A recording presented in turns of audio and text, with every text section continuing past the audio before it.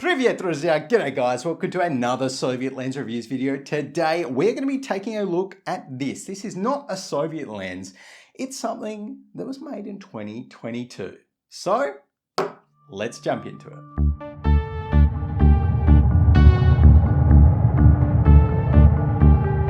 Alright guys, so today we are reviewing the TTArtisan's 50mm f2 lens.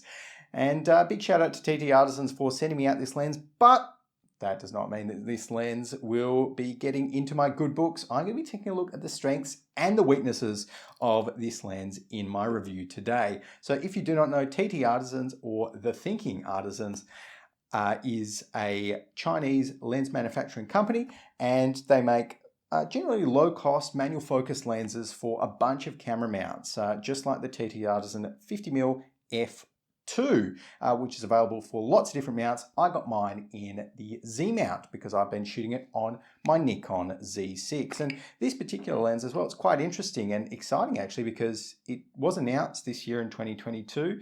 And as well as that, it comes at a price point of just $69, which for really anything in 2022, let alone a all metal and glass construction modern optic, is a very impressive price point. But there's lots of cheap things that you can buy nowadays that last a year or just as good as toys. So I wanted to see whether it is worth buying a lens just like this in place of a similarly priced older lens, particularly older Soviet lens. So let's take a look first at this lens's tech specs. Now, in terms of tech specs, this lens is 50mm, of course, goes from f2 down to f16 with its aperture, which is a 10-bladed aperture and helps to create some pretty awesome bokeh. More about that later. It does have a 43mm filter thread, and I would recommend a lens hood after using it. You can get the 43mm ones on eBay.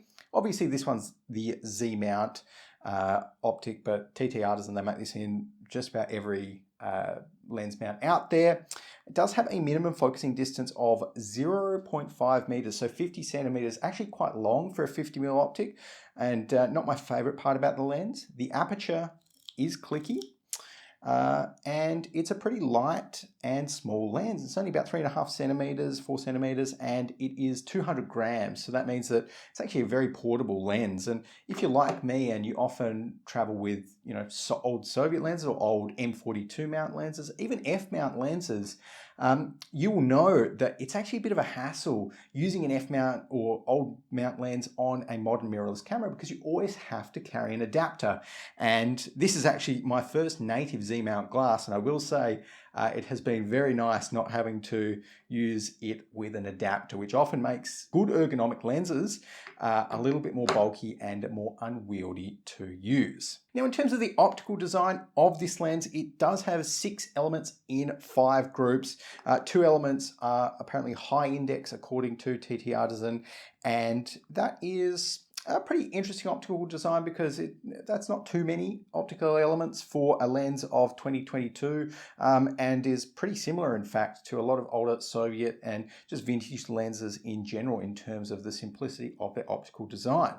And there's nothing about any aspherical optics in this lens as well, which of course you wouldn't expect at a price point of $69 US or $100 Australian. Now let's talk about this lens's ergonomics and how it feels to shoot. So as I mentioned, it is a very light lens. It does feel good on the end of the camera. It's all metal and glass construction, which of course I appreciate, just like a lot of older Soviet lenses.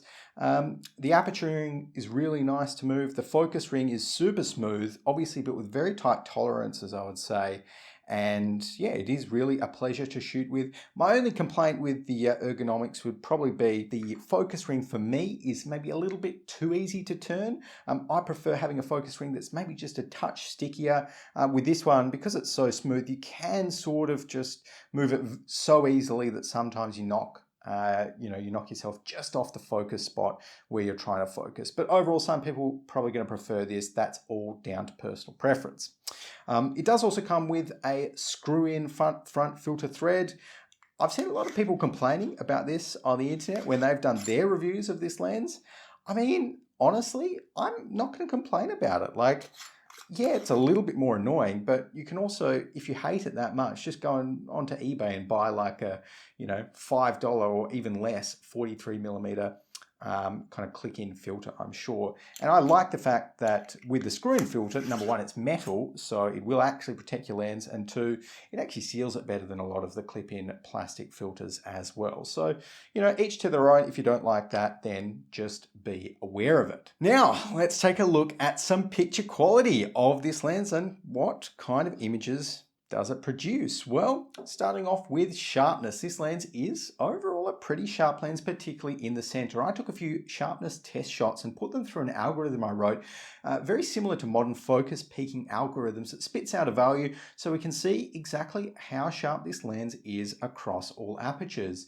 And as you can see at f2, not super sharp, but that gradually does increase until you get to about f11, where this lens is sharpest, drops off at f16 due to the effects of diffraction. Now, let's take a look at why that is, why that sharpness curve looks like that. So at f2, you can see in the center of the frame, the TTArtisan 50mm f2 is super sharp, lots of resolution there, but you dip over to the particularly extreme corners and it is not a good story. It definitely is soft. It is very soft in the extreme corners. And unfortunately, when you stop this down to f2.8, f4, you're still going to see that softness, and it doesn't really kind of go away until you've stopped it pretty far down to f8 or f11 even, until it goes away. So that's definitely something to keep in mind there. And I did even check the softness up against some of my other Soviet lenses, and I was thinking, oh, well, I don't remember any of my older lenses being as soft as that in the corners. And yeah, they're not. So the softness of this lens very much is just a trade-off in the corners.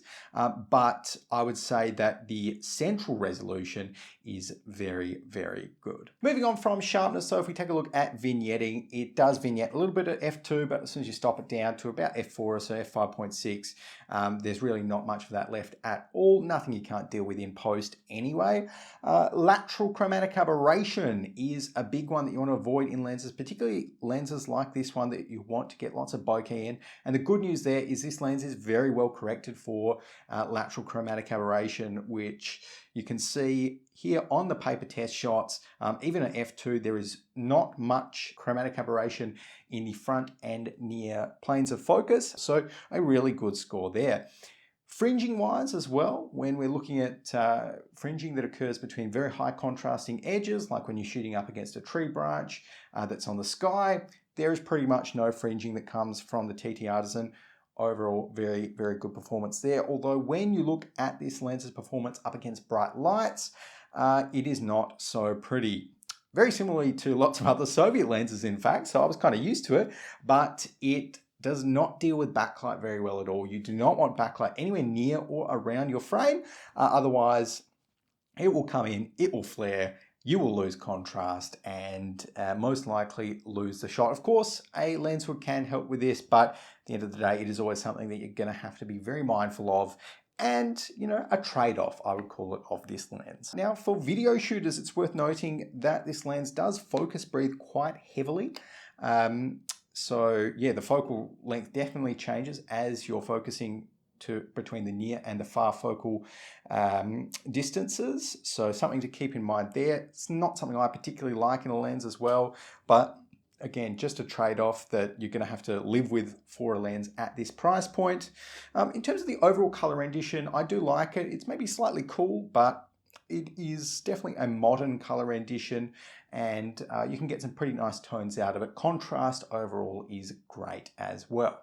But the best feature of this lens is the bokeh that comes out of it. It is beautiful. It is circular. The fall off is great. The near field bokeh is great.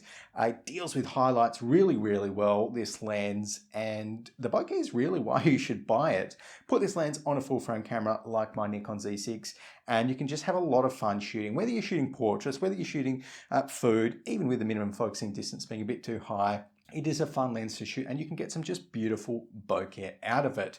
And it's in that respect that, it does feel very, very similar to sort of the HELIOS-44, or just in general the all of the 50mm Helios lineups that the Soviets made, because, you know, like the Helioses, this is actually, it's not a true 50mm lens either. It is slightly more than 50mm, about 52, 53mm. So it is kind of further in than that. It has that beautiful bokeh. The bokeh is the reason that you buy this lens today. It's very accessible in terms of price point, all metal and glass construction, fully manual focus, and that's why I think that this lens, it is kind of like the HELIOS-44 of 2022. You know, if you're looking for a super cheap but well-built lens that can certainly create some very nice looking photos and videos, you know, it is hard to go too much past this lens, particularly at the price point. So full credit to TTArtisan here, and thanks again to them for sending me this lens. But guys, let me know in the comments below, have you got this or any other TTArtisan lens? I want to hear from you how you find your lens. But outside of that, remember to subscribe to Soviet Lens Reviews on YouTube for more content just like this. Until the next time though, I'll see you there.